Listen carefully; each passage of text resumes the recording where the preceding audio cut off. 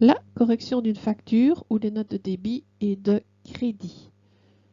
On a réalisé une facture et pas de chance, il y a une erreur dessus.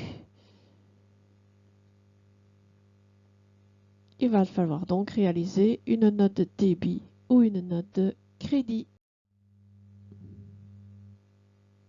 L'indépendant a envoyé ou donné sa facture au client. Il est super content, l'argent va rentrer. Voilà le document et son contentement. Sauf qu'il se rend compte qu'il a fait une erreur dans sa facture. Oula, catastrophe. Trop tard, elle est déjà partie. Faire revenir le client, mais non. Il y a évidemment une solution. Puisqu'on ne peut plus toucher à la facture, elle est dans la compta de l'indépendant et dans la compta du client. Il faut faire un document rectificatif qui s'appelle note de débit ou note de crédit. Première question à se poser. Ai-je trop peu compté dans la facture? Alors, on rédigera une note de débit. On va augmenter le montant de la facture. Ou ai-je trop compté dans la facture? Alors, on rédigera une note de crédit. La note de crédit diminue le montant de la facture. Oh là, encore un document à réaliser. Ben oui, il vaut mieux pas se tromper. Faites attention. Mais il ressemble à la facture. Donc, on va pouvoir copier-coller certaines parties. Le reste est plus simple que la facture.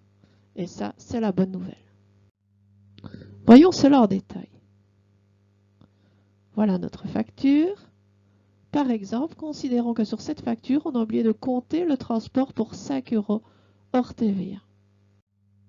Nous allons donc réaliser une note de débit. On va augmenter le montant de la facture. Que pouvons-nous reprendre de la facture? Les adresses, celles de l'expéditeur, celles du destinataire, c'est-à-dire le client, les références, les éventuelles conditions de vente, la date qui sera évidemment légèrement postérieure à la date de rédaction de la facture. Il ne reste que le titre, la phrase d'introduction et le tableau de calcul à réaliser. Alors, note de débit, on l'a dit, on la numérote et on reprend les références de la facture. Donc, elle fait suite à la facture 5, rédigée le 10 octobre 2002. Elle porte sur, on introduit alors le tableau dans lequel il n'y a que l'erreur. Donc, je n'ai pas besoin d'aller relire ma facture si je sais l'erreur qui a été commise. Ici, c'est du transport à 5 €. On n'oublie pas de compter la TVA sur le transport et on a un montant total à payer très facile à calculer. On n'oublie pas la date d'échéance, sinon évidemment, on peut ne jamais toucher ce montant. Deuxième cas. Voyons cela en détail. De nouveau une facture, et je ne m'intéresse pas trop à celle-ci. On va considérer que sur cette facture, on a compté des emballages pour 1,39 € alors qu'ils étaient à 1 €. On a donc trop facturé. On va donc réaliser une note de crédit pour diminuer le montant de la facture. Que peut-on reprendre de la facture?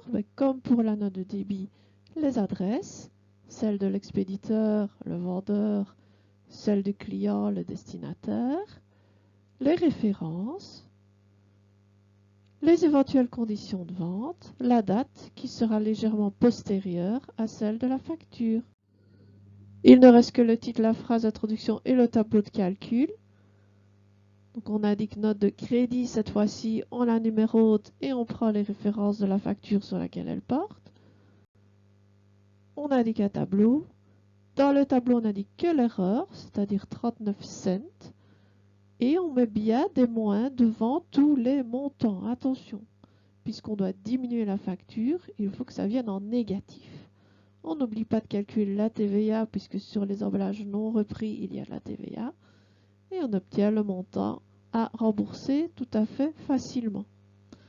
On n'oublie pas d'ajouter une petite phrase qui ne correspond pas tout à fait à une date d'échéance, puisqu'on va devoir rembourser le client, ou il va devoir décompter de sa facture.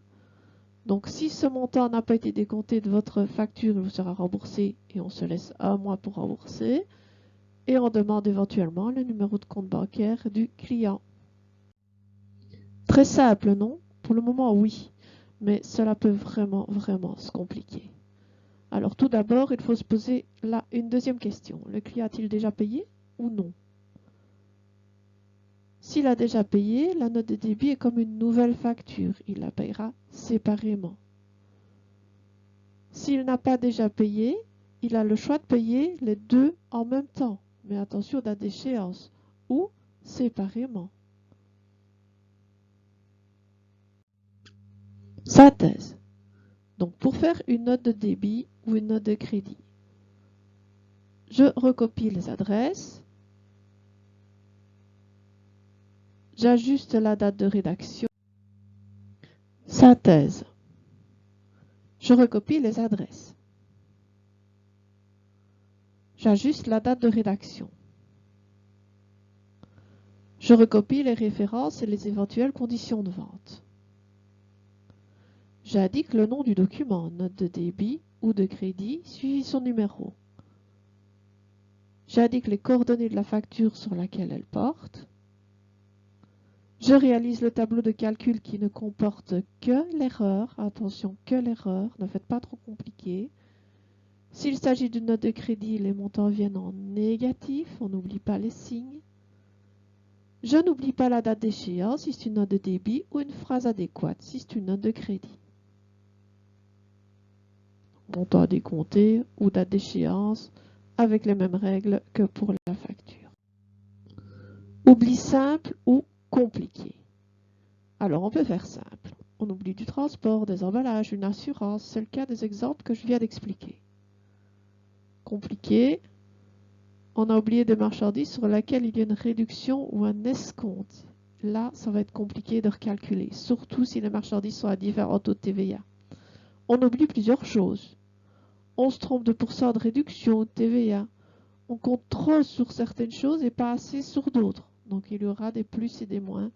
Dans le tableau, il faudra faire le total pour savoir si c'est à payer ou à rembourser. Très compliqué. Et là, attention, se tromper dans une note de rectification de facture et devoir faire une nouvelle note pour être juste, là, c'est vraiment très compliqué. Il faut absolument bien vérifier sa note pour qu'elle ne comporte pas d'erreur.